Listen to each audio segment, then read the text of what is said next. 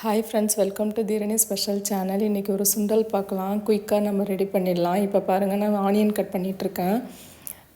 நல்லா குட்டி குட்டியாக கட் பண்ணிக்கோங்க. இது ஈவினிங் ஸ்நாக்ஸாக நம்ம சாப்பிட்லாம், பசங்களுக்கும் கொடுக்கலாம். இப்போ இந்த ஆனியனை நல்லா குட்டி குட்டியாக சாப்பாக கட் பண்ணி நம்ம வச்சுக்கணும்.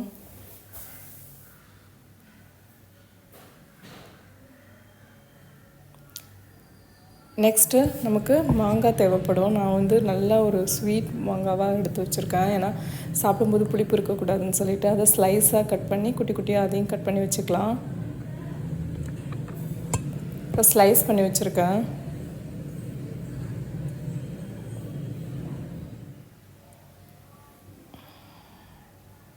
அதையும் நம்ம சின்ன சின்ன பீஸாக கட் பண்ணிக்கலாம்.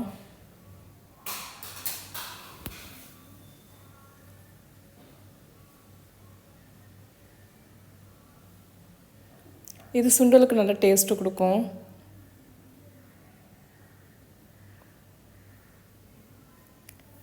இந்த சுண்டல் சாப்பிடும்போது நமக்கு நல்ல விட்டமின்ஸ் கிடைக்கும். B12 பட்டாணியில் B12 விட்டமின்ஸ் இருக்குங்கிறதுனால நமக்கு நல்ல ஒரு விட்டமின்ஸ் இருக்கும். பசங்க ஈவினிங் ஸ்நாக்ஸாகவும் சாப்பிட்ருவாங்க. இங்கே பாருங்கள், நான் பச்சை பட்டாணி நல்லா வேக வச்சு எடுத்து வச்சுருக்கேன். அது மேலே ஆனியன் தூவிக்கலாம். அடுத்து நம்ம கட் பண்ணி வச்சுருந்த மாங்காய் போட்டுக்கலாம்.